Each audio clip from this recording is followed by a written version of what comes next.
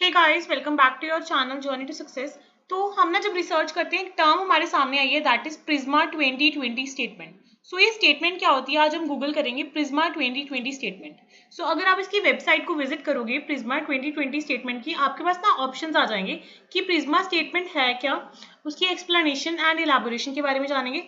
Prisma statement में क्या क्या चेकलिस्ट है, क्या चीज़ों का हमें ध्यान रखना है, एंड प्रिज्मा 2020 की फ्लो डायग्राम क्या है, क्या हिस्ट्री है, क्या फंडिंग है। सो हमें प्रिज्मा 2020 चेकलिस्ट के बारे में पता होना चाहिए। सो वन बाय वन हम सारे टॉपिक्स को कवर करेंगे। चेकलिस्ट में क्या है, फ्लो डायग्राम में क्या है, इसकी थोड़ी सी हिस्ट्री एंड डेवलपमेंट के बारे में जानेंगे, फंडिंग के बारे में जानेंगे, एंड साइटिंग एंड यूजिंग हम कैसे यूज कर सकते हैं एंड साइट कर सकते हैं प्रिज्मा 2020 स्टेटमेंट को, इसके बारे में जानेंगे।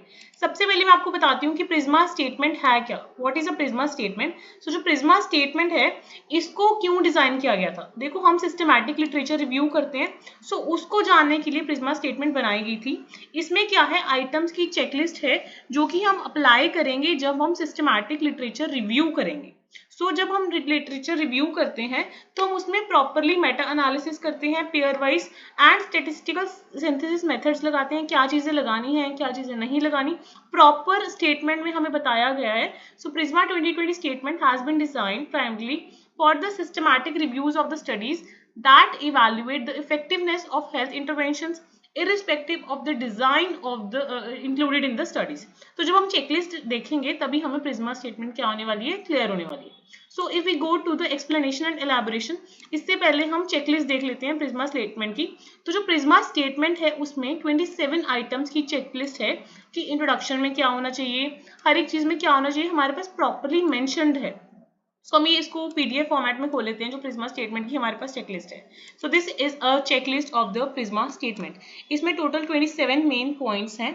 इसमें हमें बताया गया है कि हमें टाइटल में क्या मेंशन करना है, एब्स्ट्रैक्ट में क्या मेंशन करना है, इंट्रोडक्शन में क्या चीज़ें होनी चाहिए, मेथड्स का एलिजिबिलिटी क्राइटेरिया, क्या स्ट्रैटेजी है, कैसे डाटा कलेक्शन होना चाहिए, क्या डाटा की आइटम्स हैं, क्या उसके सिंथेसिस के मेथड्स हैं। प्रॉपर हमें इसमें मेथड्स, इंट्रोडक्शन, एब्स्ट्रैक्ट, टाइटल, हर चीज़ के बारे में बताया गया।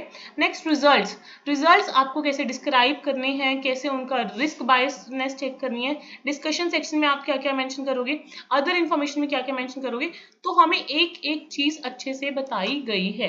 तो हम इसमें एब्स्ट्रैक्ट की चेकलिस्ट अलग है, हर चीज के बारे में प्रॉपरली क्लियरली स्पेसिफाई किया गया है इस चेकलिस्ट में कि क्या क्या चीजें उसमें होनी चाहिए। ठीक है।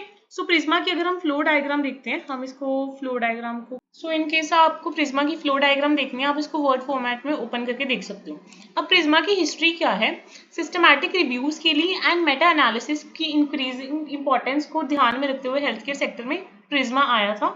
सो इसमें आपको प्रॉपरली बताया गया है, सारी स्टेटमेंट्स बताई गई हैं, कैसे वो सब आपको इंक्लूड करना है अपने रिसर्च वर्क में। जो प्रिज्मा की फंडिंग है वो कौन प्रोवाइड करता है, सो इसके बहुत सारे मेंबर्स हैं जो प्रिज्मा को फंडिंग प्रोवाइड करते हैं। इसमें है Australian research counselling, Canada research share programme, evidence partners. तो ये सारे इसके फंडिंग एजेंसीज हैं जो फंडिंग प्रोवाइड करते हैं प्रिज्मा स्टेटमेंट को।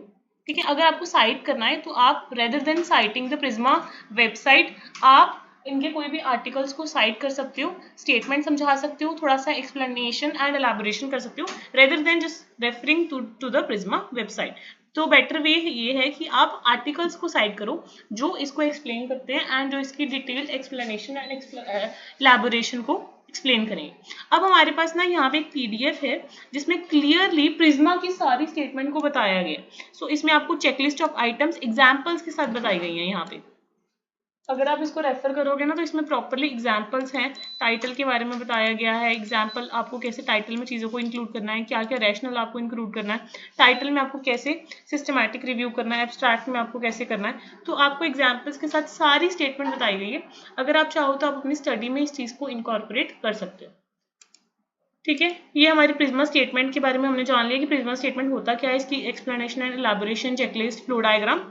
सो प्रिज्मा स्टेटमेंट कुछ नहीं, बस आपको सिस्टमैटिक एनालिसिस करने में हेल्प करती है एंड 27 पॉइंट चेकलिस्ट बताती है ताकि आप अच्छे से एक्सप्लेन कर सको अपने वर्क को।